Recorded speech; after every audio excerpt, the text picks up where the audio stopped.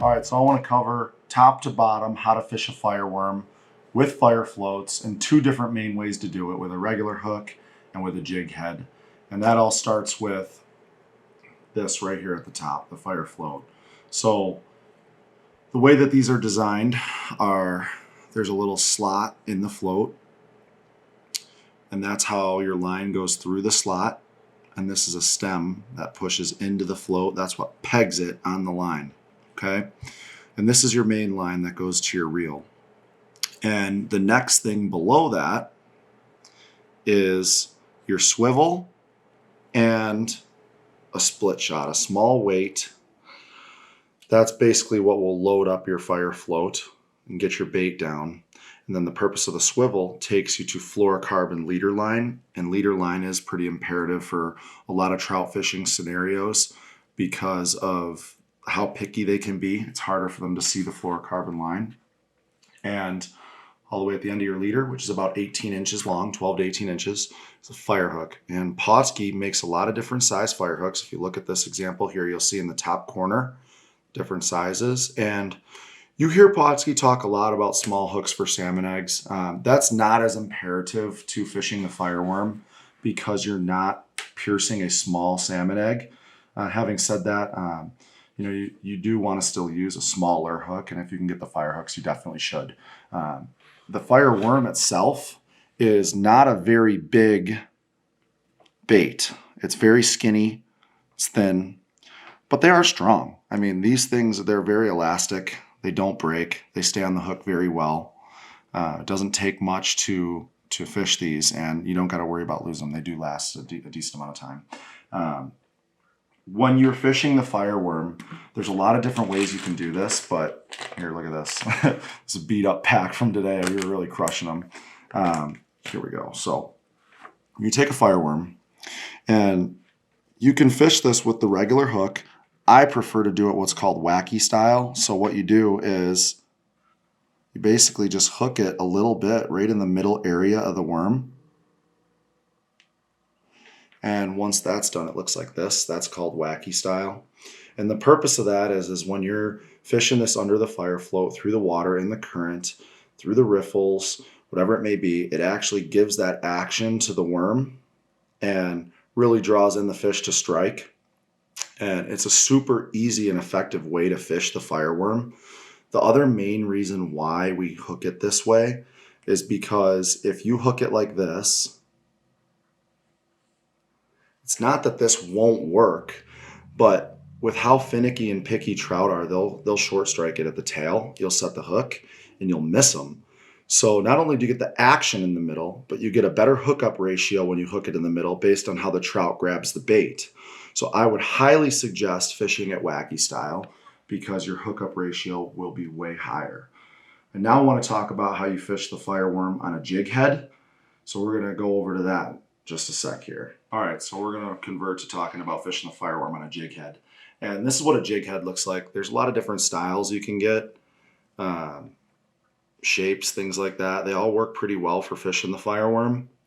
The main thing is you don't want to get one that's too heavy that will sink this float without fish biting, because that'll make things difficult. So the size of this, I want to say, is like 1/16, maybe smaller. I'm not 100% sure, but it's very, very small in terms of how it compares to the split shot that I was showing you earlier. Here's the thing. If we're going to a jig head now, that means this split shot's coming off because this fire float is small, and it is intended to be that way for a lot of reasons. Oh my gosh, I got my own tangle. So it doesn't hold a lot of weight because, number one, you don't want trout to feel it when they pull it under because they'll drop it. But number two, a lot of scenarios, you don't need a ton of weight. And when you have a ton of weight in the water, that affects your drift, and you're putting more weight in the water, and the fish will just get turned off. So this is a very finesse style. It doesn't take much to load it up right.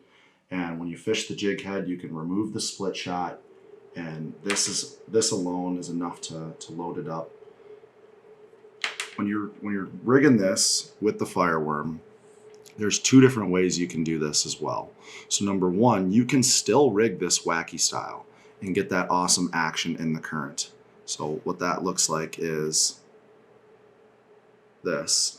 And if anything, the action can be even crazier because the jig head really goes like this in the current and in the riffles and things like that. But I don't prefer to do it that way with the jig head. I think it's way more effective to thread the hook on and fish it long ways. So let me show you here.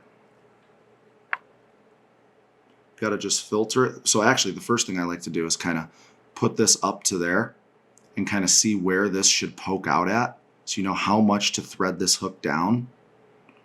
But just kind of poke it down a little bit and then poke it out, and you'll see if you just do that, it's not going to sit right. You have to work that entire worm up the shank of the jig head, so then it lays the proper way. And then what's awesome about fishing these worms on the jig head is when it's going through the current, it's dancing that worm.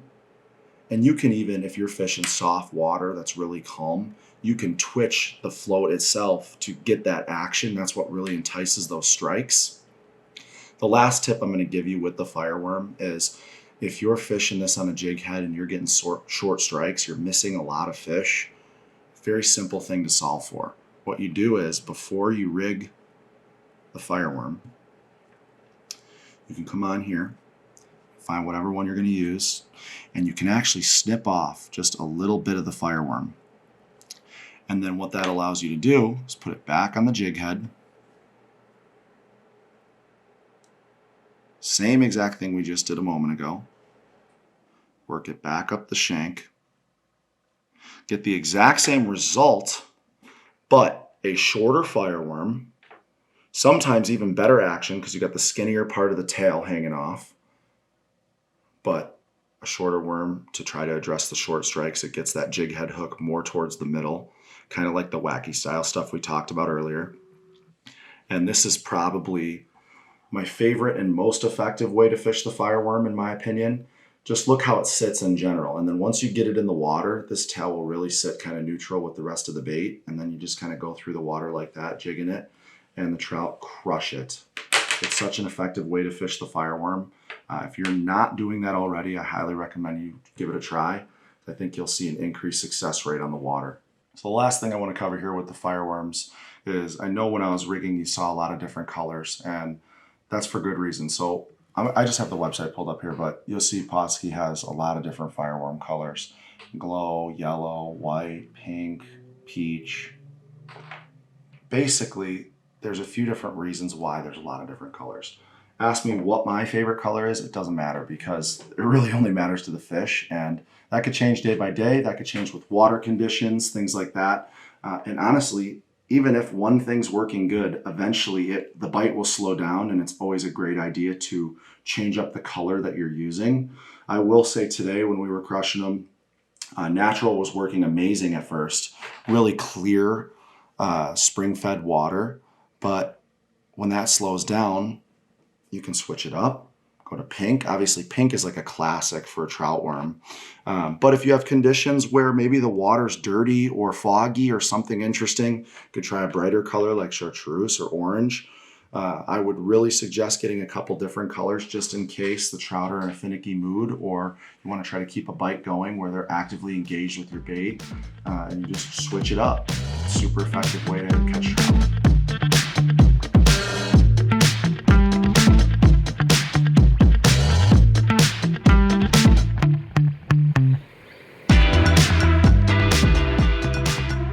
Pautzke products are available at sporting goods stores near you. If you can't find the specific color, size that you want, make sure to go to Pautzke.com. And as a thank you for watching Pautzke Outdoors, we're going to show you a coupon code to be used for 10% off your next order.